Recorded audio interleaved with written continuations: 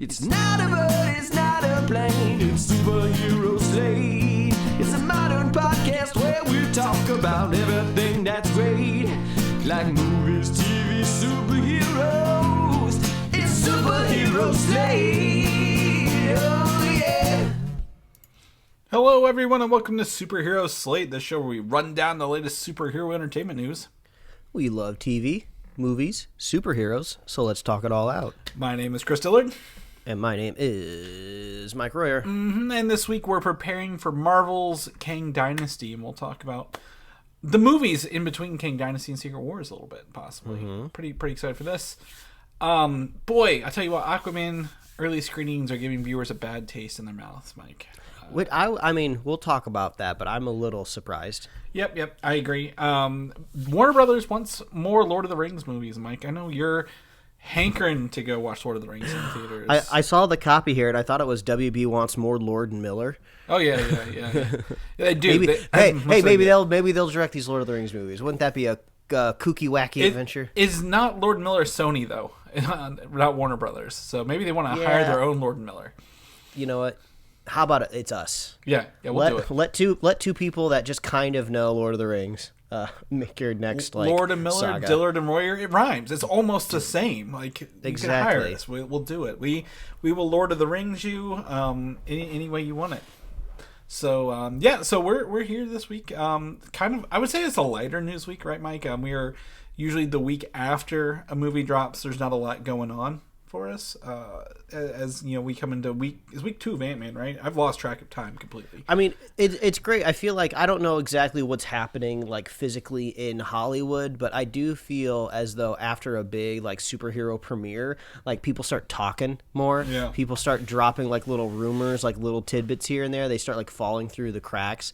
Sometimes it feels like a deliberate effort, right? They're like turning over like the Parmesan shaker, and they're sprinkling over the news media. Okay, we got to get the next type train going. Yeah, what keywords are not being saturated right now? How can we jump on those? It's essentially like we'll talk about the Aquaman thing later. But it's funny because all the news articles I saw, they say Aquaman, and such and such, but all the pictures have Amber Heard as Mara in it, even though she's not even mentioned in the article.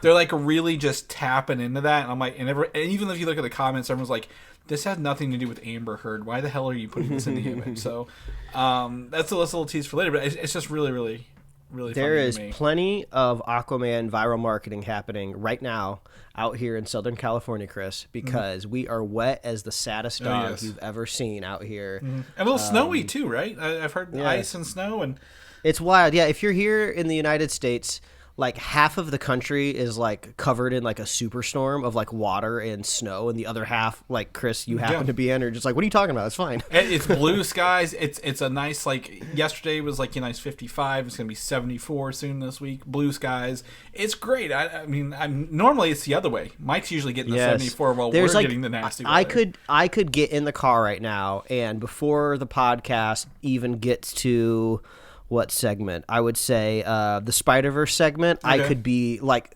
touching snow, which is wild to be out here and seeing like people on social media like share like their houses covered in snow, and like the type of houses you see out here, like they can't handle this precipitation, man. It's wild. Like we had a leak in our sliding door, and not from like a blizzard, not from like hurricane like winds or anything like that. It just rained for more than like 12 hours. Like our infrastructure can't handle this much wet. So it's been kind of funny, but also not. So we're dealing with it. Absolutely. Absolutely.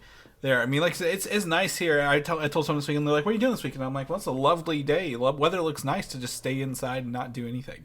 Myself, but we'll jump into what we're doing. But I want to go ahead and just mention it because I'm very proud of this piece of work I've been working on, Mike. And I told you about it before.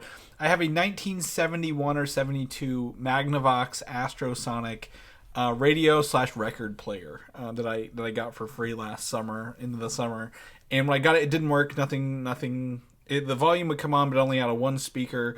The record player had no needle, didn't even rotate the thing. So I've literally spent this weekend taking this thing apart, looking at all the manuals online, taking it apart, greasing bearings, re-oiling motors, and I have gotten it to like 95% working capacity, and because it is who I am, like I had a Bluetooth to it. You know that. You can't just let something sit as is. It wasn't hard. A lot of these have RCA things, but like I really appreciate this thing, because what happens is if you turn the volume to halfway, Mike, or the loudness knob, as they called it back then, it is louder than most other speakers in my house at full volume, which is crazy how much, I guess, work they put into these speakers back in the 60s and 70s to make them loud as hell and last forever. It's always a little concerning, right? Because your dial, right, has about 365 degrees of motion. Yeah. And, like, you get on there and you turn it 5 degrees, and it's like, oh, my God, this is shaking the house. I can't imagine turning this the other 95%, you know? I'm like, am I going to blow something? Is, like, a capacitor just going to, like, completely catch on fire in this board? But, like, you'd be really, like, there's a lot of, again, as anything, there's always, like, groups and communities out there who, like, work on, like, restoring these things. So it's really cool to see it. The other cool, I guess, funny part about this, and cool/funny, is my parents have one, but I didn't know this until I'm like, hey, look what I got. And they're like, oh, we have one. And sent me a photo. It's the same exact model, same exact front, like, visual style, which is super rare to find two that look identical out of these. Because I don't know if you know this, like, these were all made in Fort Wayne, Indiana. Magnavox had the factory there, and like local all the repairs. Yeah, so it's I was like, oh, okay, that's fun. I was literally in Fort Wayne last weekend, so it's just funny that they're all local. But I'm very happy. I'm going to put some pictures and video up later, but like once it's working. But I am absolutely thrilled to get this working and play with it a little bit more. So I've been spending my time literally inside, like I said, learning a new skill. But you've looked. Is this a comedy special? I was going to ask you this. I don't know what it is, but tell me more. Yes, it is. Old school physical marketing worked on me. There's a couple billboards around town for this Amazon Prime stand-up comedy special by the name of Nate Bargatze. I think that's how you say his last name, : Hello World. And, well, I should rephrase, not just physical marketing. I saw the billboards, but then I was also, like, targeted again. Like, what's the advertising rules? Like, once you see it, like, 3 times or, like, in 3 different places or something, like, they got you or something. But I also saw some, like, isolated clips uploaded to TikTok, and they were pretty funny. So we have some friends in town this weekend. Friend of the show, Quentin Parker, brought his family out here. They've been staying with us. They're like, yeah, let's watch something funny. Let's watch some stand-up.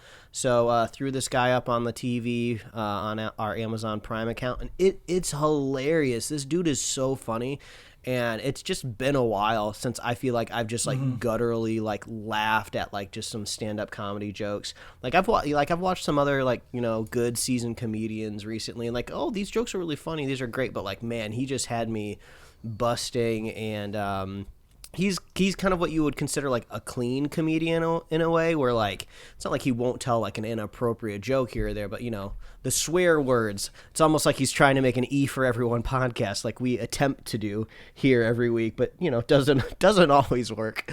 So all I'm saying is like you could sit down and watch this guy with your family too. It wouldn't be that big of a deal. But he has like a whole bit on like golfing, and I don't even golf, and I was just like dying on the ground. It was just, he's so funny. So go listen to Nate Bargatze, Hello World.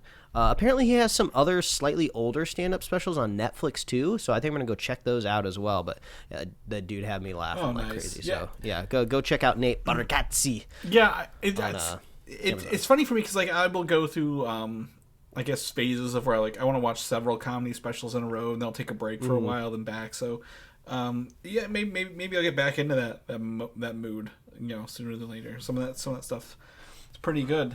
The last thing I want to touch on, my wife has been playing Hogwarts Legacy, Mike, almost directly taking over my Xbox for the past 2 months. It's been out, and that's fine. I've let her. She doesn't play a lot of games, but she did see the story through to fruition this weekend, Mike. And I wasn't going to bring this up till the story was done. And she probably has 40 hours in this game, not including side quests. I think she's maybe 50% done with the actual game before she beat the story. So I have to say I'm very impressed with the longevity of this game, despite, but first and foremost, we neither of us, I think we can both agree, we don't support what J.K. Rowling does. We don't believe in her. But, again, our wives are both huge Wizarding World fans, right, at the core of who they are. So she's been playing this, game. It's very, very huge map, very deep game, a lot more than I thought it would be.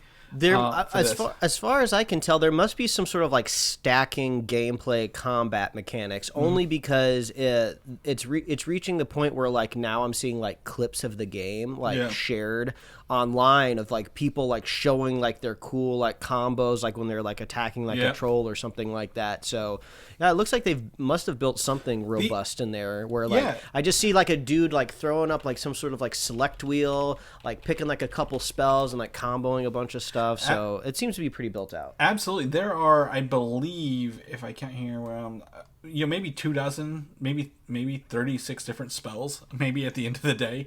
And you can have different, like you mentioned, preset wheels. Like you can like, oh, this is my, fire wheel, and this is my, ice wheel. Whatever. That's a bad example, but because I haven't played. But like you can have different color spells on the wheel. You can go through them, but it's really, really. I'm just really impressed with the size of the game and like even like the character models, like how well they look when they're talking. It really like if you just put another skin on it, it would be like essentially I imagine like a Skyrim level, like a Elder Scrolls style game. So very impressed with that for people who are on the fence. I did see it was on sale at a couple places. Maybe PC only, maybe not console, but I gotta say, despite the controversy on the creator side, the game as a whole delivers as a video game, and I never really expected that like out of this. Like I expected like something good, but like not like this level of detail and attention, and I'm thoroughly impressed. So I wasn't gonna say it until we actually until she beat the game, and she did beat the main storyline.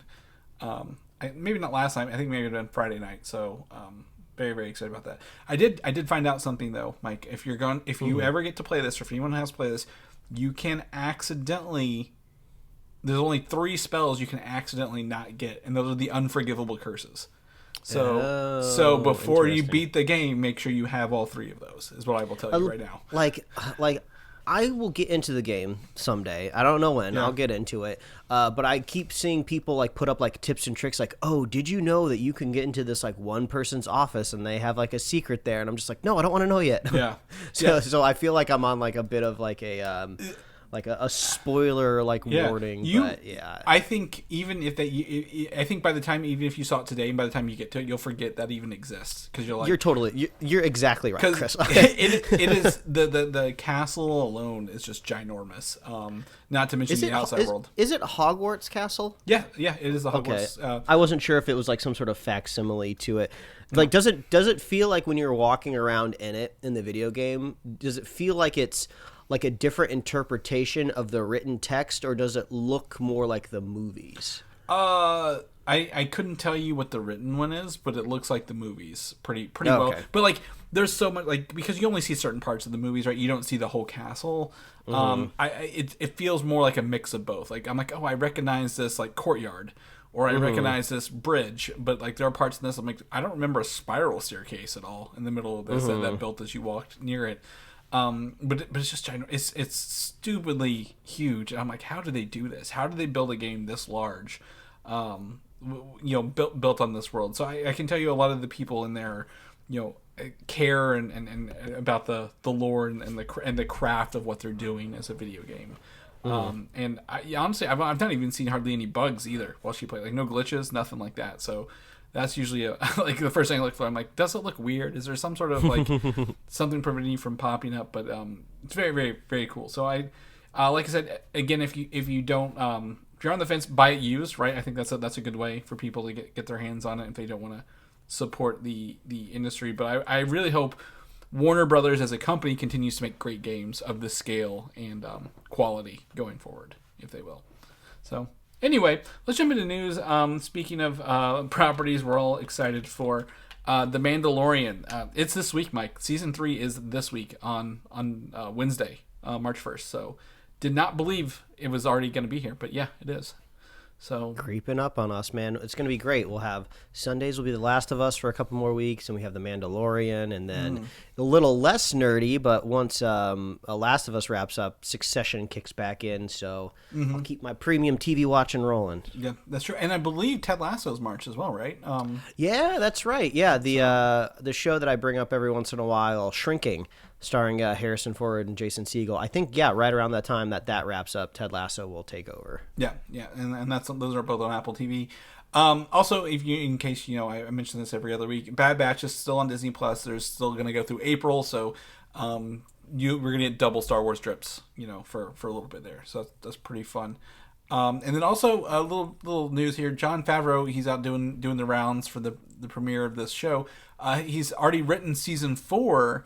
And apparently, even props are being made for an October filming date for season 4. Wow. Well, I mean, we all knew, right, The Mandalorian was going to keep going for sure. Mm-hmm. So not too surprising. But there's not an infinitesimal chance it could have been canceled, right? Yeah. I mean, well, I know Disney's going to start tightening its belt that they said on their quarterly earnings call, but we knew it wasn't going to be the Mandalorian. Grogu merchandise is going to continue to build that up for a very long time. And I mean, not even it's so funny because it was the Baby Yoda show, right?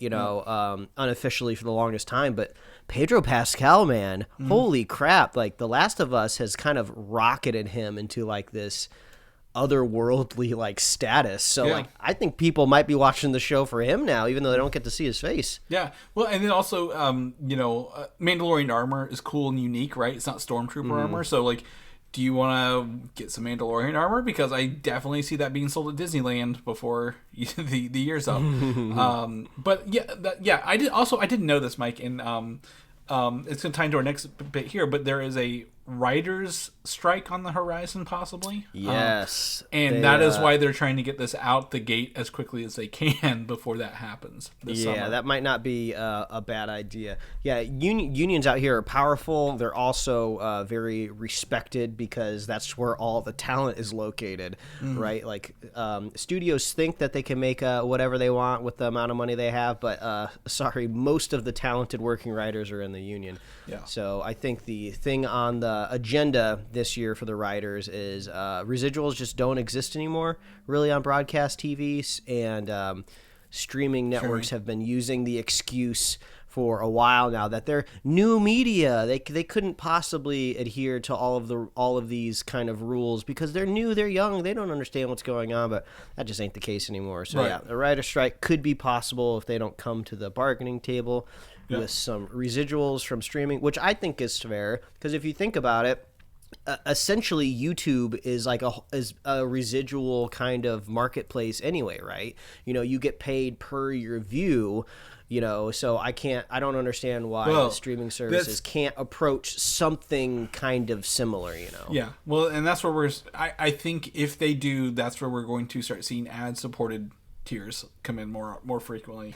They absolutely deserve paid. I just hate ad-supported tiers. You know this, Mike. You do the same thing, right? Oh yeah, I will always pay. So hopefully we can the ad-free version. Yeah, pay more and make sure they get paid as well at the end of the day. That ties into the next bit. Book of Boba Fett. It sounds like there might be season 2 in the cards. After all, now hopefully maybe it's not a Tatooine based thing. Maybe less sand, less spin shots. That didn't really bother me. But apparently sets and props are being made featuring the Firespray Gunship, previously known as the Slave One, and armor for the character. Now, he could always show up in The Mandalorian, right, obviously. But if there's a writer's strike on the horizon, maybe they spit out some scripts, right, early, so they can start working on this. I'm curious, where you take the character of Boba Fett, right? I feel like he kind of went through his primary emotional arc in the first season of his show, and now he's just kind of set up to be a mob boss, but he's the people like him. So do you keep that rolling? Maybe Mayor Fett, thank you very much, if you will. Do you possibly roll the story back in a way, and maybe he tries to reckon with the idea of just being cloned? I think that's almost more interesting, right? I mean, you are a man that was cloned an ungodly amount of time. That would have to affect you mentally in some way, Yeah. Maybe explore that. Well, to me, and this is no spoiler, but the Bad Batch deals with the other unaltered clone of Jango Fett, who is called Omega in that show, who would be the same age as Boba Fett at this time, right? So maybe it's a time for her to make that jump. Bad Batch wraps up, we jump forward 20 years, whatever it is, and 20-30 years, and now you have literally both versions of that. This is what I'm pitching: a buddy cop with his twin, and then you include every single twin joke that any movie or TV show's ever made, where like they're like swapping clothes, they're pulling pranks on aliens. Like, wait, you're over there, but you're over there. How did you get over there? It's Omega with the mustache. He grows out a mustache, and then he starts doing the mustache thing back. Yes, I love it. But there's tons. I don't know again what they would do with this. I think obviously I think Star Wars, because of the length of the production on these shows, probably listens to feedback a little more. So if they do a season 2 of Boba Fett, I don't think we'll get the same show again, right? I think it'll go a little farther than The Sand. Moving forward, we're going to start talking Avengers stuff here. We got some superhero stuff. Rogers, the musical, is coming to Disneyland this summer, Mike. The stage play itself, after we've joked about it forever. I feel like we just did last week or 2 weeks ago. And then there was a trailer this week. About a dozen people sent this to me, and my wife was like, "Can we go?" I'm like, "We'll try to go this summer. We'll see what the seats are like to watch Rogers the musical at Disneyland." So yeah, you gotta come visit us. We'll head down to Disneyland. I'm kind of curious because one thing that's kind of funny that I don't really care or even think about is Imagineers are always trying to add story reasons for anything that happens in these parks. Which is just like, I don't care. Just make it a fun ride. You don't need to give me an in-world reasoning while it's there. But they do show, I guess, not Captain Carter, Agent Carter, like the silhouette of her going to see this musical. So, like, is the story reasoning going to be something like, oh, she's, like, traveled through time and she is going to go check out this like musical that's more modern day to like catch up on things? I don't know. That might be kind of funny. Yeah, absolutely. I have no idea. I mean, we got a sense out of Hawkeye, right? A little bit, it's the first Avengers movie, but told from the perspective of Ant-Man being there. And everyone's like, Ant-Man was, he kind of was because of Endgame, but like, I don't know what they're going to do, but I'm interested to see what they kind of do with this, right? At the end of the day, is this going to be one of those things that I don't know? Again, I don't know if is it a permanent residency? Is it something that's going to be there for a while, or do they end up do a short run, film it, put it on Disney Plus, in a couple of years? Oh yeah, that could be a possibility. And then it's just a bonus on the Marvel section on Disney Plus. So, yeah, I'm interested. I want to hear some reviews and see how this, because obviously in Hawkeye it was supposed to be, funny, inaccurate, like very, very over the top, which is like how plays and musicals are. So they really leaned into that. So I'd be excited to see kind of what they do with that at the end of the day. Shifting gears again, let's keep moving down. Thunderbolts, Mike. Thunderbolts apparently films in like 3 weeks. No, not Thunderbolts. Captain America films in like 3 weeks. Thunderbolts is after that, but great actor Steven Yeun joins the cast in a major role per the reports this week, Mike. Steven Yeun's great. I mean, I feel like he made the right strategic call. Well, it's not even his call though, right? We all like his character was like destined to kind of be written off The Walking Dead, right? But he got out just in time. He got lucky, and his career's really taken off. I know he had that Oscar, I don't remember if it was winning, it was definitely nominated movie like a year or two ago. And then he was just in Jordan Peele's Up. No, he was in Nope. Nope, that's right. Nope. I would love to see Jordan Peele's version of Disney's Up. But he's a major player out there now, so I'm not surprised to see him joining the MCU. Yeah, I just pulled up his filmography just to kind of see what he's been up to. Movie wise, he's kind of done some stuff here. Troll Hunters: Rise of the Titans, which I believe is on Netflix, right? That's a Del Toro piece. Yeah, he's got a great voice for voice acting. Invincible. That's what I was going to get to. He is invincible. Of course, yeah. So that, and I think the recently canceled shows Tuca and Birdie, I believe, which had a cast as well. He was a bird in that. Yeah, so really cool. I mean, and great for him. My theory, there's no rumors yet, there's no confirmation who he is, but I have a rumor that he's going to play the character Amadeus Cho. And I told this to you, Mike, and you were like, explain yourself, because I don't know who this character is. Well, you were like, I looked him up. He looks just like the character in the comic books. This is exactly what you said. Amadeus Cho is technically one of the top 5 smartest people in the Marvel comic universe, and at some point in the comic books years ago, he and this is like the 2000s, he ends up becoming a Hulk himself, similar to like a Bruce Banner, smart person, but he's able to retain his intelligence and persona in his Hulk form as well. Now I did see, I was gonna say, in Age of Ultron, I'm pulling it up here. There's a character, a scientist who puts the skin back on Hawkeye, right? Yeah. And she's like, they're like, Thor's going to be there. She's like, or she asked if Thor's going to be at this party. Is that the same actress that is in like the extended cut of the movie that they aired in China? Yeah, she. Well, you're thinking of Iron Man. Iron Man 3, yeah. Is that the same character, though? I thought that might have been the same character, but maybe not. No, I don't see her in that at all. So her name is Claudia Kim, and she plays the character Helen Cho, who is a world-renowned geneticist who helps the Avengers in Seoul. So that character Helen Cho is the mother of Amadeus Cho in the comic books. So that'd be a fun backstory. I mean, you grow up with your mom who already knows all this stuff, then she's also had these like high level exposures to these superheroes. I could see that keying in pretty good.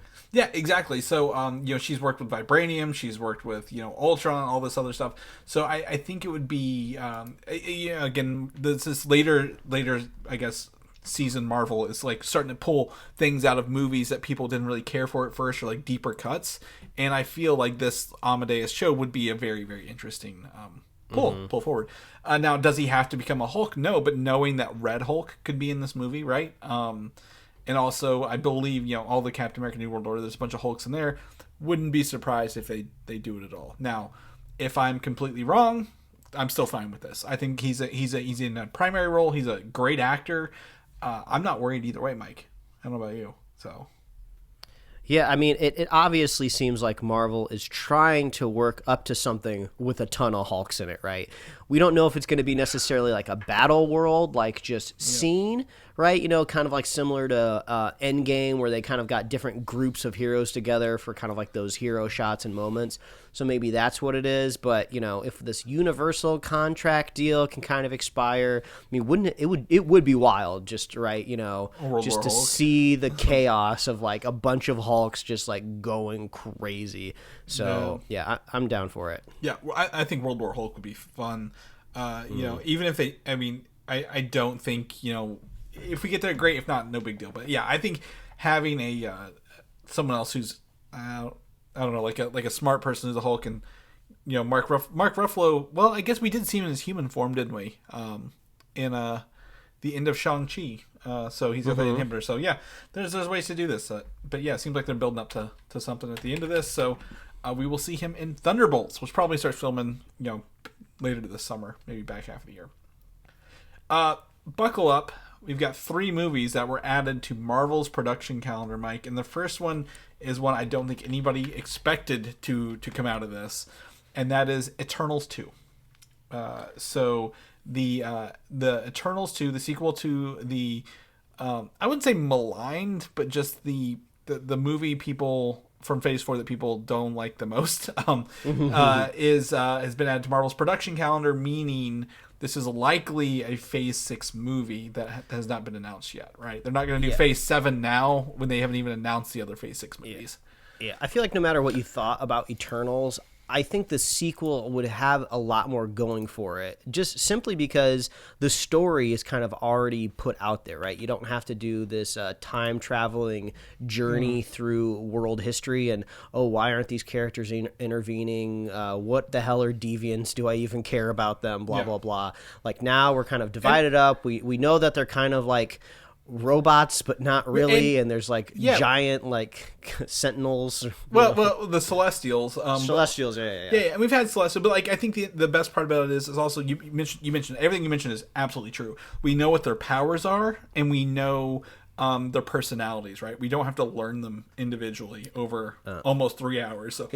They just jump right in and start going at it. Like, yep. Yeah, we got like half of the cast running around in space. We got Harry Styles with his star power. And I wouldn't be surprised if, strategically, right, they need to reinvigorate people to go see it, because like the worst thing that could happen, right, is Eternals 2 comes out and it's another just like critical like bomb, right? They don't want to see that Rotten Tomato score again, whether or not they should or shouldn't be paying attention to it, right? They can't repeat, right, with the same. So they're gonna, I wouldn't be surprised if they throw in like a big name, right? Either a big Marvel hero that everybody already loves, they add them to the cast, or maybe they introduce a brand new hero that they're like, oh my god, I can't believe they're putting like, I don't know, like Cosmic Ghost Rider, something crazy that. They haven't even had a Ghost Rider proper yet, and they're just jumping all the way to Cosmic Ghost Rider just to like really drive people like, you know, to the theater. And maybe big name actors too, right? Like is this a chance to bring in, you know, huge name actors who have a draw, or like critically acclaimed, and like put them in these roles, right? You know, the worst part, one of the biggest sins of the first Eternals is their villains are big gooey dudes who amorphous kind of featureless creatures. It's a trope that I can't get around. It's very, to me it always reminds me of Shazam 1, where like the 7 deadly sins are just gray gargoyles without any like like the smoke effects. So like you know, I mean, this is not who I think it is, but like, you know, with them bringing Harrison Ford into Captain America, which was like a very big risk for them to even do Captain America, right? Like, is this a Denzel Washington in the MCU as an example? Like what big name actor do you get? Like, oh my god, that is the person, because we know who they are, we know what they look like, and that is the villain, right? It's not also a celestial that's just CGI monsters at the end of the day. Or maybe they even tease something like a Galactus level type of thing, right? You know, I don't know if it makes sense in the timeline version of the MCU, if we think it's ready to introduce that, but we're already dealing with like big celestials, right? Maybe. Well, I mean, knowing that this is in between Kang Dynasty and Secret Wars, what Kang variant do they fight? Because true. You know, my again, the rumor is that every villain of every movie will have a Kang villain, right, running those movies in between those two. So Jonathan Majors going to get his workout, that's what I'm saying. But like, you know, is it possibly like the Centurion or the Ramatut or the Immortus villain, right? At the end of the day, in there, I don't think any of those three would be very good in Eternals too. But I don't know. I would love to like you know, I think we don't need CGI monsters or big space gods that, like who don't look like people, right? There's no connection to those. We all just want the big, giant celestial that's like poking out of the ocean explained. Yeah. All right. I guess it doesn't have to be in the next Eternals movie, but like everyone is just like, come on, you can't just have this happen and no one talk about it. Yeah. And do not point to that dumb recommended side article when She-Hulk is scrolling through her browser. Like that does not count. Yeah. I honestly, I mean, to address that before, I honestly think Captain America will address that.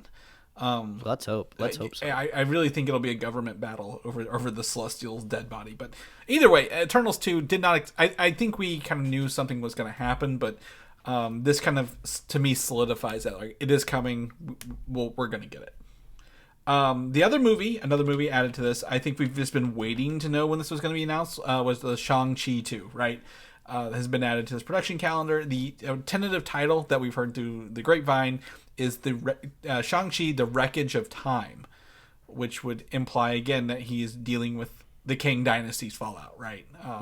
Doing that. So are his 10 rings, because they look like Kang's spaceship stuff, right? Are his rings, you know, immune to the time, I guess, things that Kang is doing? What do we do with this? Yeah, that's kind of what like our hanging Chad left over from the movie, right? Wong was saying that these rings are special in some way, so they're hinting towards something I'd like an explanation for. Really, what I want an explanation for, and I'm a broken record, Chris, I know I've said this a million times. Is it the Celestial out of the ocean? No. Okay. I need some sort of all-powerful being, maybe it's a Kang, to just show up and just explain all of these different worlds to me on screen for like 10 minutes. It could be like a TED Talk. They could totally break the whole story of the movie I'm watching, and it almost like cut to commercial. It's just like Jonathan Majors doing a TED talk, pointing to like a whiteboard. It's like, okay, so you know when Shang-Chi, they go to that other dimension? Okay, and you know like Asgard, and you also have the quantum realm. Let me explain how all of these things work and how they all tie together. And then not to mention time travel and multiversal travel. So that's what I need. That's what I'm looking for. I'll be happy when I get it. This is how you bring Louise from Ant-Man back, right? They didn't put him in Ant-Man 3. You put him in one of these movies and be like, hey, break it down for him. I shouldn't besmirch a man without doing my extra research, but I thought I heard the actor was like a Scientologist. I'm gonna have to Google that before I double down on it. But that could be possibly the reason maybe we haven't seen him pop back up in the Ant-Man movies. But I don't know. Yeah, I'll look it up. I'll look it up while we're talking about it. I can confirm he is. I just pulled it up. No. Since 2000. So I mean. It's been his whole career, so... Well, that's the problem with Scientology, though. Once you get more famous and get more money, they just, like, indoctrinate you more. They make you crazier. Yeah. So, the worst part was he was in Moonfall last year. That's not good. Well... That's not good. Oh, boy. Anyway, they just kicked all those... Well, I mean, between him and T.I. having all those, legal troubles, like, everyone in that movie except David Dastmalchian got kicked out, but... Anyway, moving on. Shang-Chi 2, Wreckage of Time, tentative title, added to the calendar. Lastly, the movie that, we know this is probably fast-tracked. I think we reported it before, but is Doctor Strange 3 has been added to the production calendar. And 99% sure this is a Phase 6 movie. And Doctor Strange is rumored to be a lead in the Secret Wars film as well. So this would lead into that pretty easily. Well, I mean, he's a pretty good setup, right, for an all-knowing character. When he shows up and chats with some of the other heroes, usually you just assume what he's saying is the ultimate authority, and that was true when he had the Eye of Agamotto, and he was telling everybody what was going to happen with this battle with Thanos. So, yeah, I would imagine he would be interested. And he's got seniority, I feel like, now, right? I mean, what... Was his Doctor Strange 1, was that Phase 3 or was that Phase 2? It was 3. It was the second movie because Civil War was first and Doctor Strange was second. Gotcha. Okay. Yeah. So he's got the seniority out there. So I'd trust the big wizard with the glowing hands. Yeah, absolutely. And he's got like a third eye now too. Yeah, but he's been across different multiverses. He leaves with Clea to go work on incursions, which are the these different multiverses running into each other right after the death of He Who Remains.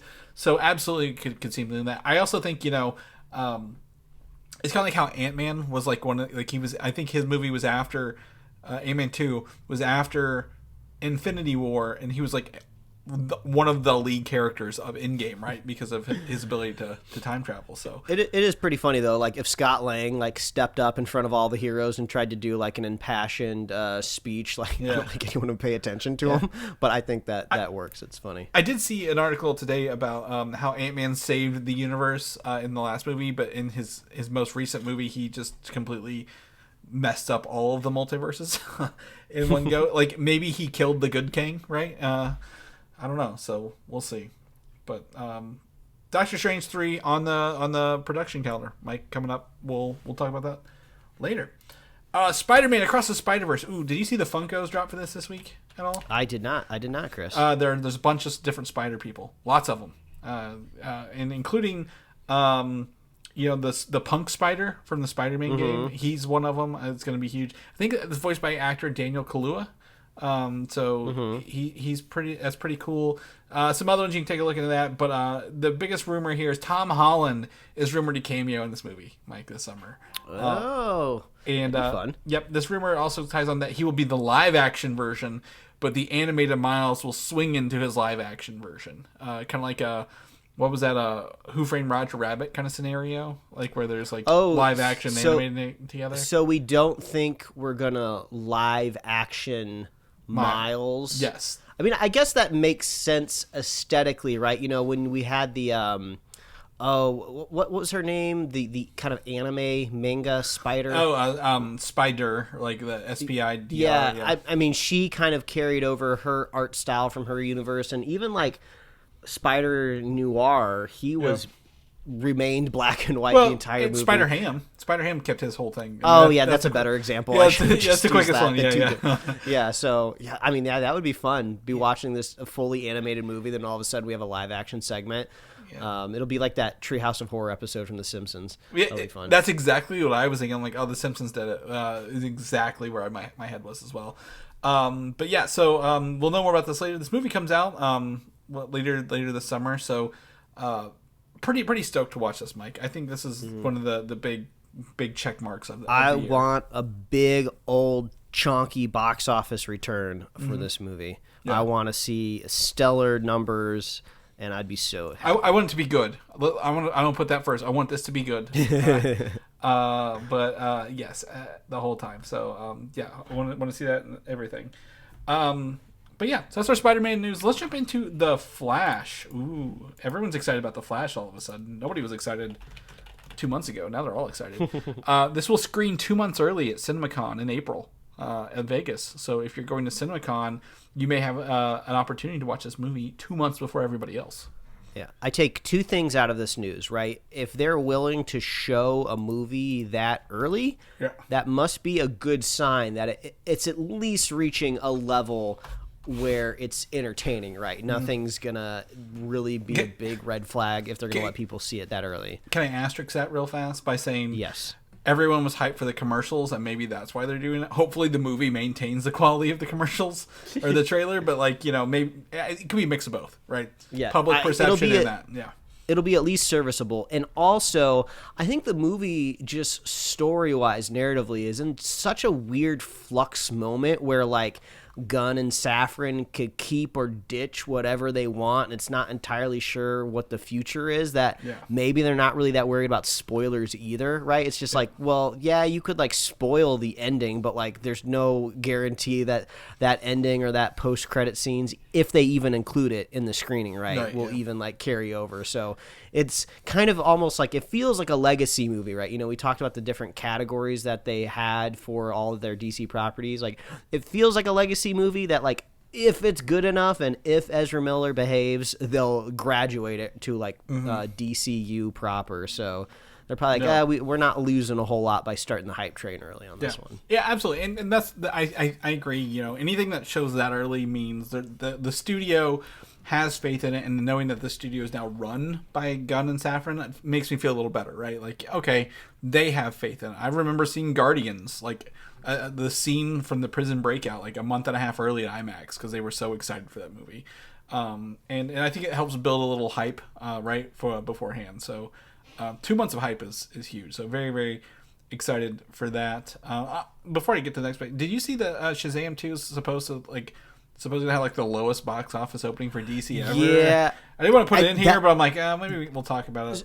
It's not too surprising. Okay, so anecdotally, you can't just look at one person, right, and just assume. But there's definitely at least another person thinking the same thing as me, though, right? Where it's just I don't have to rush to get these tickets. Yeah. It's not going to be hard for me to find a seat to see Shazam opening weekend.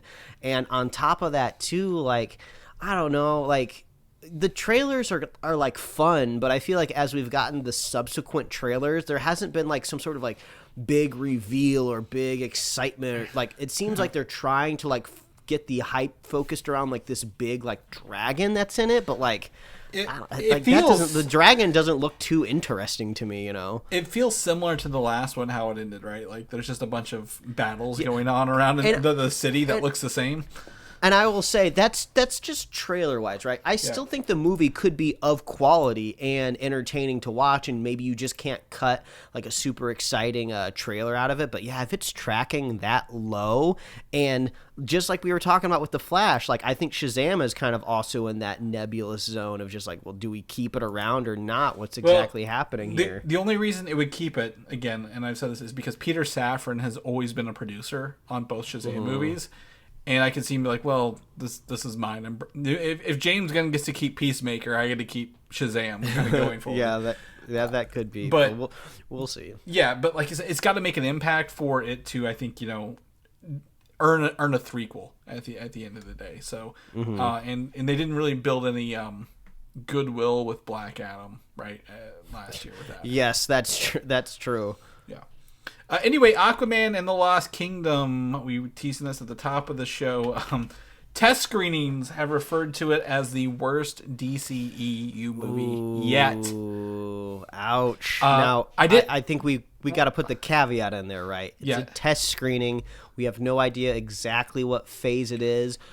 But the movie's been in production for a while. If this news is coming out just now, I got to imagine it's close to the finished film. Yeah, and well, the other thing is, I was reading, and this might be hyperbole, but apparently some test screeners even walked out of the movie. And I'm like, I almost don't believe that, because watching a test screener is kind of like a job, right? Like, you're getting something out of watching this movie. I'm sure they'd be like, hey, watch all this and give us all your notes. And if you're walking out early, you're not getting it. But like, if that's true and you literally have test screeners walking out of your movie, what is wrong? Like, I'm just worried. Like, I expected a competent movie, not something this horrible. Like from everything. I mean, besides the drama with Amber Heard in the movie, essentially the film had the exact same like creative vertical as the last one, right? Same director. Yeah. I don't know about necessarily the writer, but we have like the same main cast returning.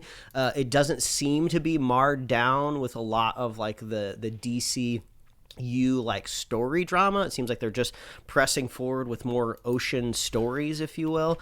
So, but now that I kind of think back to it, right, when I'm watching the original Aquaman movie, it did feel a little bit like teetering on the edge, right? I felt like, I was lucky that the movie leaned good for me and I had a good time, but it's not too hard to imagine it leaning the other way. So maybe that's just the coin flip of Aquaman movies, right? You know, it could go either way, and we got lucky with the first one. I'm not sure, but yeah, that is great. Worst. You know how hard it is for someone to say the worst DCEU movie out there with the work that they've been putting out for like the last 10 years. Ooh, that's rough. The other part of this, which completely is blowing my mind, produced by Peter Safran yet again. Both of Safran's movies remaining in the DCEU are just absolutely, one's taking money, one's taking reviews, months ahead of time. Now, here's the other thing, the actor who plays Black Manta, what is his name? Yahya Abdul-Mateen II.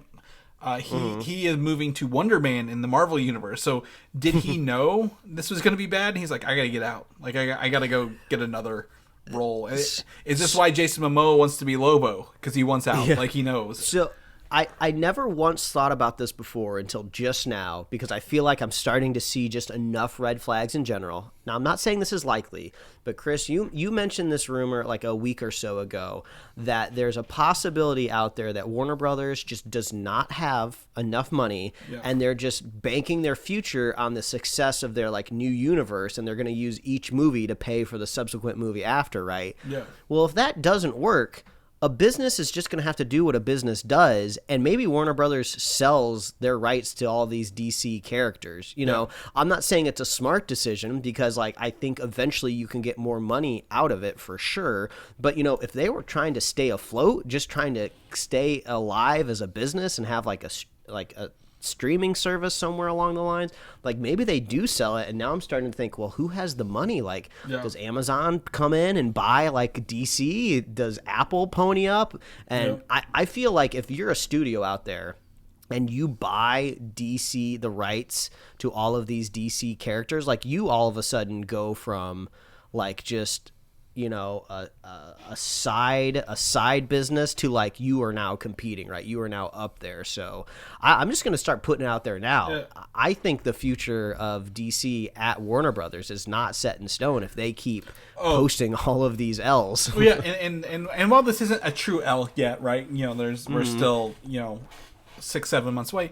They can't afford the bad publicity this early, right? Like we're not hyped for anything this year.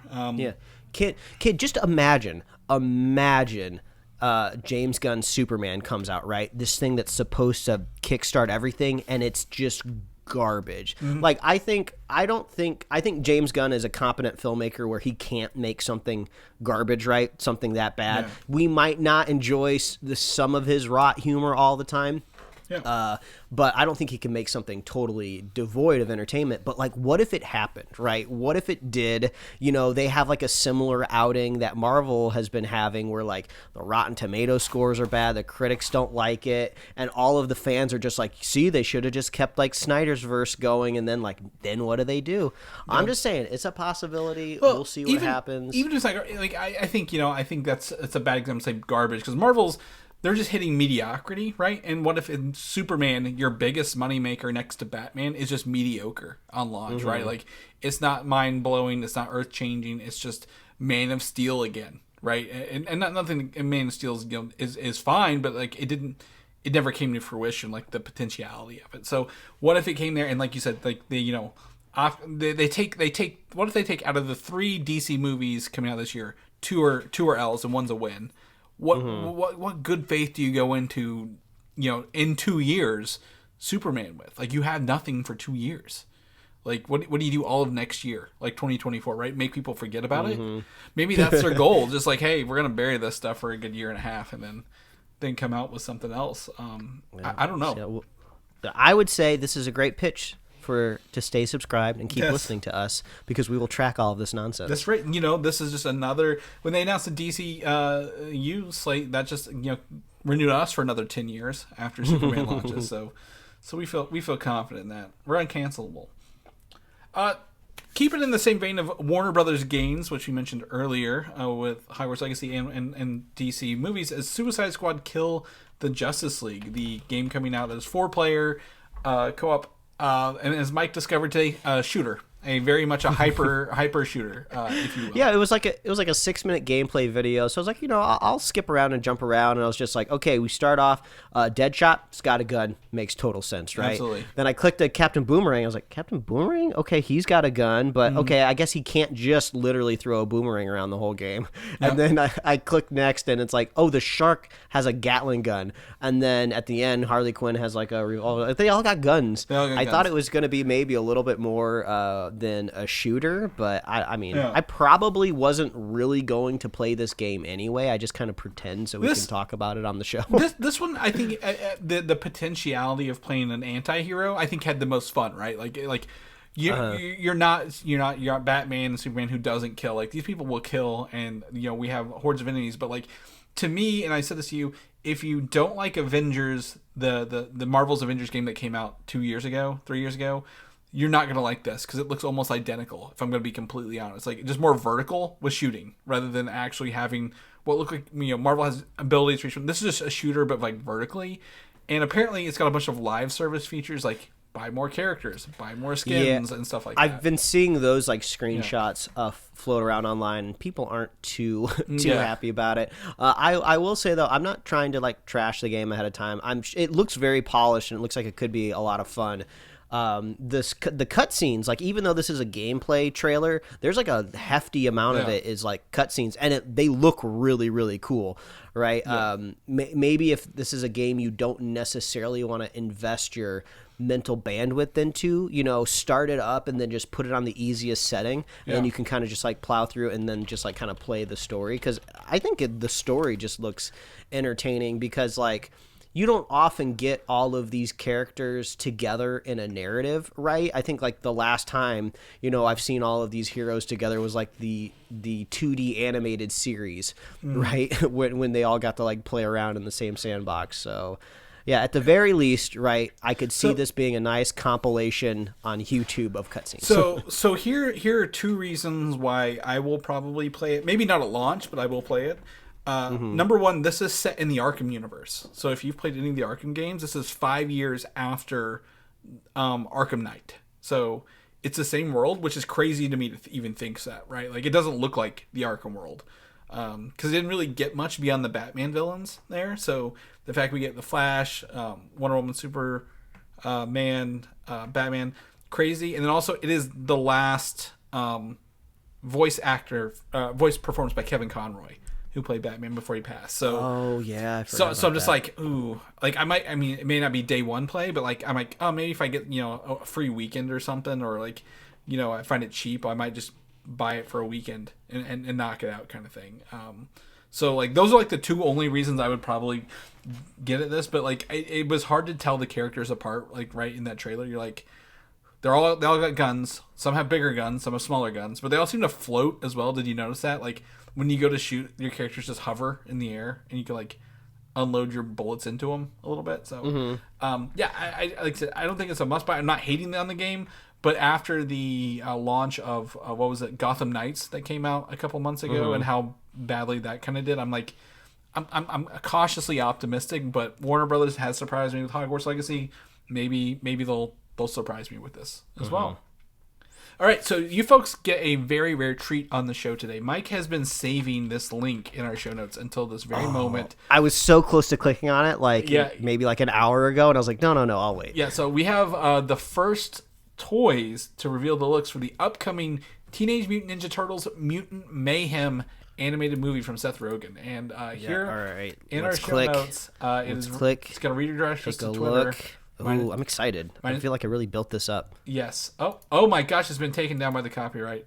No! I wasn't expecting this. Oh my! It was literally up yesterday. I went through and so I'm going to find this. But one of our longest running jokes for a while was Mike loves the Turtles, and he does.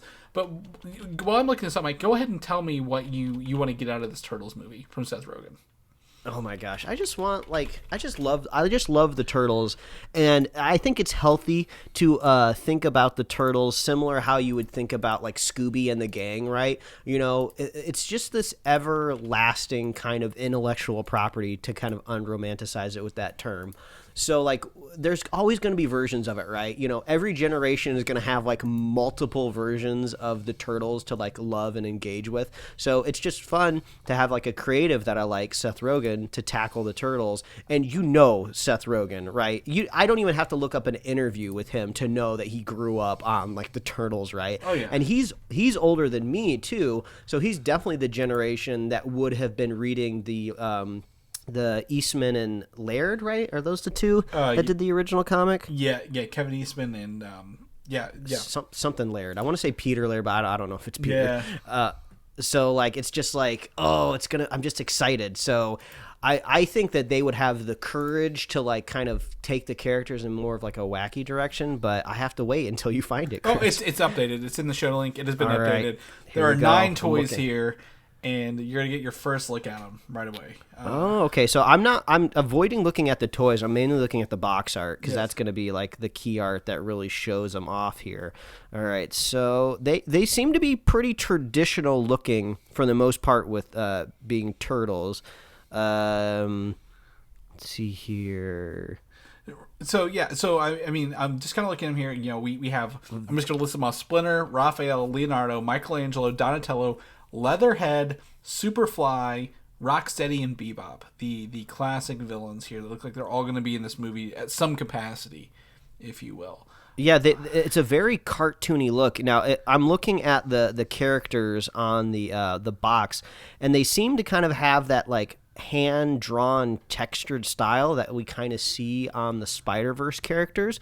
So I would take this as a hope that like Nickelodeon kind of wants to join the ranks of like Spider-Verse, like Puss in Boots, some more of these like experimental like texture look on their characters. So I'm hoping to get that out of that. But also now I'm looking at the toys, because if you look outside of just the Turtles in general, like the proportions are like hilarious. Like Rocksteady has like this gigantic, hilarious like hump, which kind of makes me think of Kingpin. It looks like Kingpin. Spider-Verse. Yeah, exactly. Kingpin does that. They all have like exaggerated features, if you will. The villains do. This feels extraordinarily kind of like 90s to me in like a good way. Like these just look like this is just going to be like a fun romp. Yeah. Like Leatherhead is like hilarious. Like this is great. Well, Splinter also has sunglasses on, so it makes me think maybe is he vision impaired? Is he blind, if you will? In this version, I don't think he's wearing them because he thinks he's cool. And somebody else knows Michelangelo has a different color. He's a different color green than the other ones. Now it might be the photo, but the orange seems to line up across the board. Oh, Yeah, he does seem to be slightly color shifted. I wonder if they're all a little bit like that. You know, Raph has like the overall head bandana, which is cool. We got Donatello in glasses, which isn't wholly different from the last iteration we saw of Donatello in Rise of the Teenage Mutant Ninja Turtles. I can't even say that. Yeah, just Rise. Just Rise. He had kind of like these goggles, monoculars, and stuff on, and him and Leonardo seem very, very close in like look and feel. If I'm going to be honest, whereas Michelangelo, you get their vibes a little bit more. Yeah, I'm trying to see. Like, each character kind of has, like, a set of accessories that are kind of in that, like, plastic molding that you can undo. Yeah, and I can only, unfortunately, see one slice of pizza with Donatello. Yeah. I hope the other turtles have a slice of pizza as well. That is my only requirement. They all have baby versions of themselves without yeah. Yeah, they do. Oh, I love, like, so I'm looking at Michelangelo right now.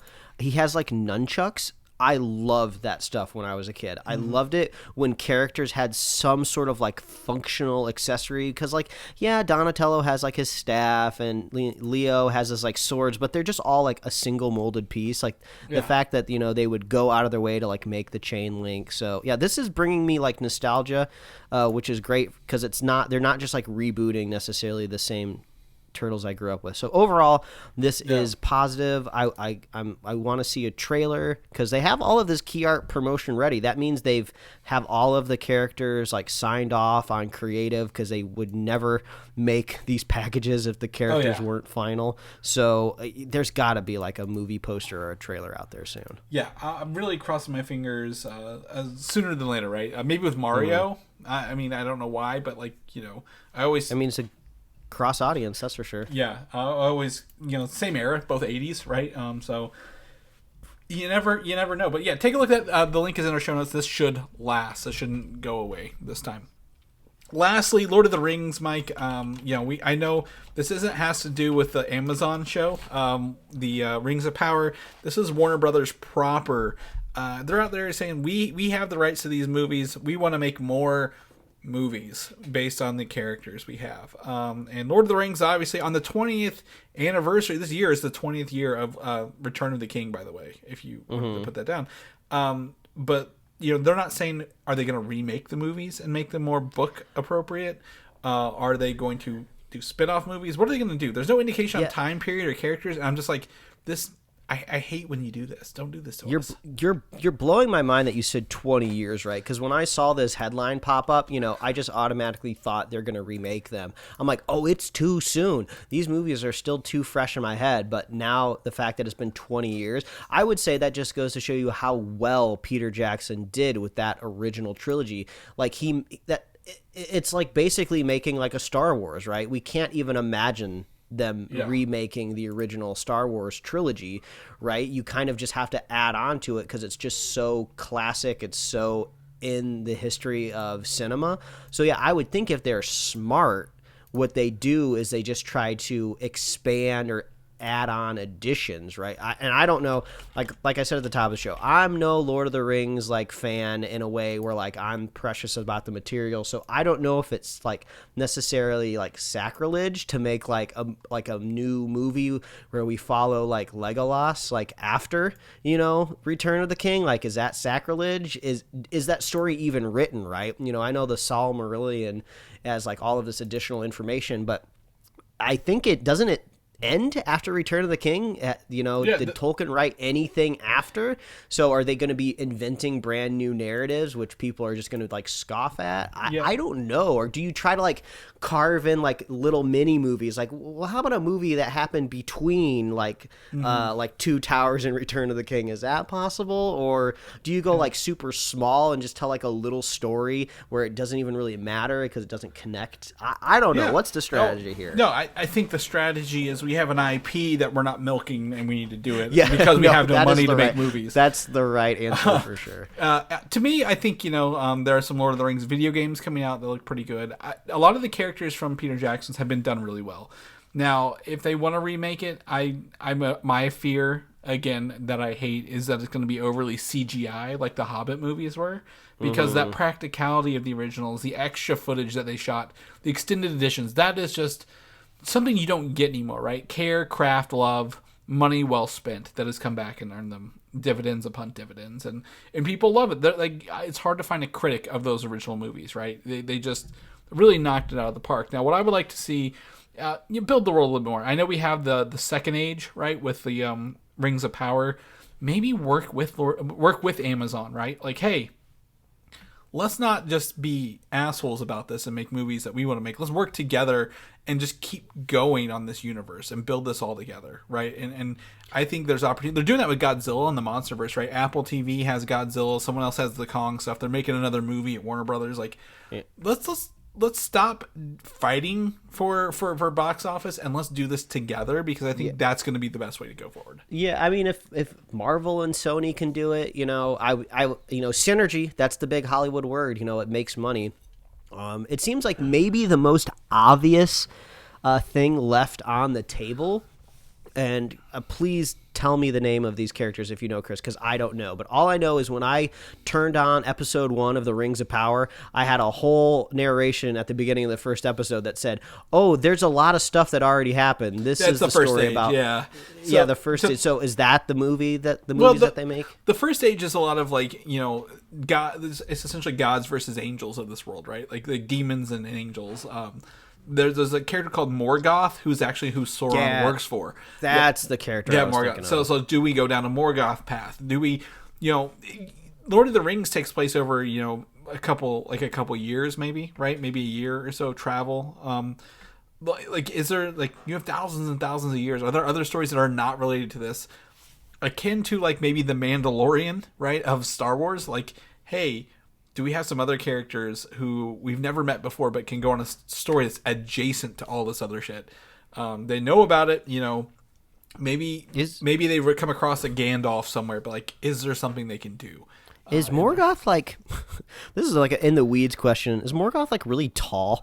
Because I'm just, like, Googling image searching just to see, like, he vaguely resembles, like, Sauron in a sense of, like, he has very spooky looking armor, but I'm seeing, like, some concept art of he's just, like, really big, like the size of, like, a mountain. I'm like, is that, like, magic? Is that power? What's happening He's here? essentially like the devil, if you will, of like, if the it's like Vanir and Aenir are like gods and angels, and he was like one of them an angel who turned evil, and he started creating, like, the goblins and orcs and stuff like that. The Morgoth I know is more like a big spider dude. Have you come across the spider photos of Morgoth? I literally just clicked on a spidery version. Yeah, so he normally has like a spider-esque kind of look, is from some find out, but he's just a very, very obnoxiously large dude as well. And since we know Amazon only specifically kind of has the rights to, like, the Rings of Power era, right? This Second should Age, be up for Pickens for Warner Brothers. Yeah. Okay, so this makes the most sense. This would make the least people angry. This has the most, like, flex. This has the most flexibility because, as you said, like, so. Galadriel wouldn't even be, like, alive, right, during this first stage. I don't even know if that's right, but it seems like if this is so far back, you could just whole new cast of characters. You don't have to worry about, like, trying to work in a Gandalf anywhere, She might have been alive because I think her brother was killed in the war against Morgoth, right? And Sauron. Oh, maybe you're right. But they're like they live in, like, this, like, paradise, so, like, the Garden of Eden for elves before she even came over to the I guess Middle Earth, if you will. So, like, there's opportunity to have her there, but, like, it doesn't have to focus on her if you don't want to. Please stay subscribed to the Superhero Slate podcast so you can listen to our expert opinions of the Lord of the Rings franchise as we fumble through this. This is my favorite bit. I have two favorite bits. As far as one is where we're the guys who know everything about Harry Potter, and also the guys who know everything about Lord of the Rings. And I slightly keep up with anime. We're just so busy. We're busy adults. We can't watch and read everything all the time, right? Well, we can. We have this show. We actually put content out, which is crazy. And occasionally you can write some of this down and it becomes fan fiction if you really want to. Mike's really good at making up stories here. But we try in earnest over here, okay? That's all we're doing. Exactly. So, Lord of the Rings topics done. Before we get to the end of the show, because that's the last topic, I want to mention one thing that happened to me on Thursday, Mike. I haven't got to tell you yet. So, like, 9, I get to work early. We're hiring some people. I have interviews, stuff, whatever. So I'm at my desk talking to, I guess, my desk mate who's on the other side of the wall. She she has a son who's probably, in his mid-20s, and she's like, yeah, I do you know any comic book stores that have Gundam models? And I'm like, yes, I do. Ooh. She's like, oh, yeah, I used to go home and watch Gundam Wing with my son in the 90s whenever he got home from school. I'm like, oh, my God, yes. Look at us. We now have things to talk about. We have Gundam Wing to talk about at work. What a great mom. Yeah, I know. I was like, she's like, yeah, I want to get some models for him so he can build them. I'm like, I can hook you up. I know exactly what to do here and where to go. And let's talk about Gundam Wing for a minute here. Let's break this down. Oh my god. So she didn't even know they had a movie, and I was like, yep, you gotta go get this. And if you can't find it, I have the DVD. I'll let you borrow it. It's just so funny. Like I was like, Mike knows Gundam Wing. I'm gonna bring this up. So, but yeah. Well, that's great, and I do have to say before we finally roll off our final topic here, because I think this is pretty special and pretty amazing. If you are in the Houston area, there is a restaurant. I guess Houston's own. I guess it's just called the Hobbit Cafe in Houston. Wow. They have a Morgoth burger. It is gigantic. It has horns. It looks like one horn is a mozzarella stick and the other one is 4 onion rings with a taco adorned on top of it. And that you're not even to the first bun of the burger yet. This thing is insane. And I thought this was maybe like published like a long time ago, like back when Lord of the Rings was coming out. No, this was published in June 2022. This may still be on the menu. If you are in Houston, oh my gosh, you got to order this thing. This is massive. This is great. I'm going to put this in. This in the show. Already got it. You got it in the show notes? It's in the show notes. You can click and take a look at this huge. It's just a melty pile of cheese too. Like it's so big that they had to make a diagram for it. There's like a chalkboard diagram. Yeah. Okay, it's a shrimp roll. It has an orc popper, which I'm assuming is like a jalapeno popper. Yeah. Oh, it's fried pickles, not fried onion rings. Okay, so you got four fried pickles. You got a bun. We got 4 X cheddar cheese and some jack cheese. A boudin link. We 4 got one patties. Patty 1, Chipotle Caesar. Chipotle Caesar sounds really good. I never thought about combining those two. This is insane. This is great. Someone go eat this thing. This is nuts. They even throw some spring mix in there if you're feeling like it's a little unhealthy for you. So get your greens. This is my favorite. And you get a free T-shirt upon completion. So it's my favorite part of the show when it goes off the rails at the end, and we're just like finding stuff on the internet. We haven't had a food opening conversation in a hot minute, so we need to work on that. My wife did bring home Dr. Pepper Peeps. They are making Dr. Pepper Peeps. You can get those. Oh, it's funny. I drank the Pepsi Peeps, and now I can eat the version. You can drink Peeps, or you can eat soda Peeps. It's crazy, but what do they come up with next, Mike? We'll never know. You know what? If you do believe in Jesus Christ out there, I guess this is getting wild. That's one way to celebrate. Yeah. I mean, do you think he's going to come back from the resurrection and be like, hell yeah, I was expecting all of this Peep stuff. Yeah. That's what I was waiting for. I thought I would have came back a long time ago if they would have had this stuff. I thought you guys were going to stop at just regular Peeps, but you have really outdone yourselves here. For sure. Like, oh, well, we thought it might be sacrilegious, Jesus. He's like, no. I like this stuff. Yeah. You know, I left because things were getting lame and boring, but now stuff's cool. I had to come back Let's to go watch The Last of Us. Yeah, when Marshmallows were in I was waiting until the last episode of The Last of Us aired, then I was going to come back and watch it with everybody. Yeah. Binge it all in one day.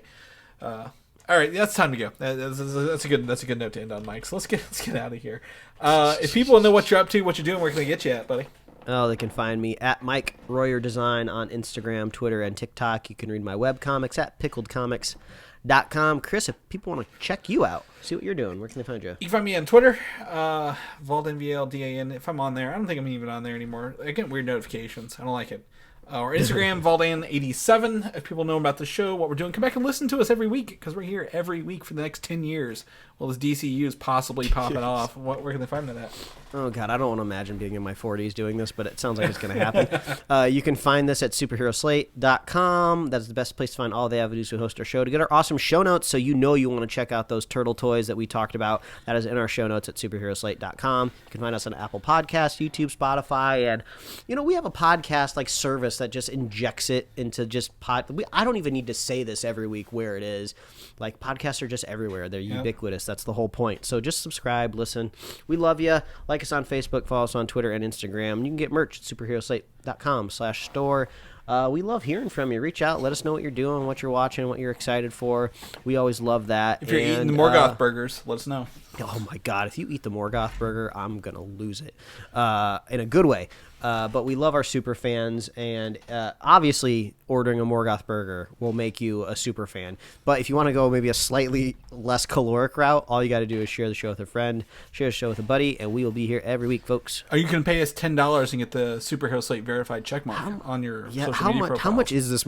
How much is this Morgoth burger? I don't know. I'm gonna guess like $40. That's my guess. Okay, are we looking it up here? Are we gonna? No, I wasn't looking it up. I was just throwing it out there. It was about $40. The Morgoth was about $40. Look at that. Well, with the inflation since 2022, maybe throw on. Always tip your server too. Yep. So expect to at least be tipping $8 on that burger. The Hobbit Cafe's on Grubhub. Yeah. Will they deliver this far? I don't. I'm seeing all sorts of. Oh my God! I'm gonna send you this link, Mike. You'll look up the names of some of this stuff. But yeah, we'll be back next week, guys. We'll see you then. All right, bye, everybody. Thanks for listening, and don't forget to subscribe.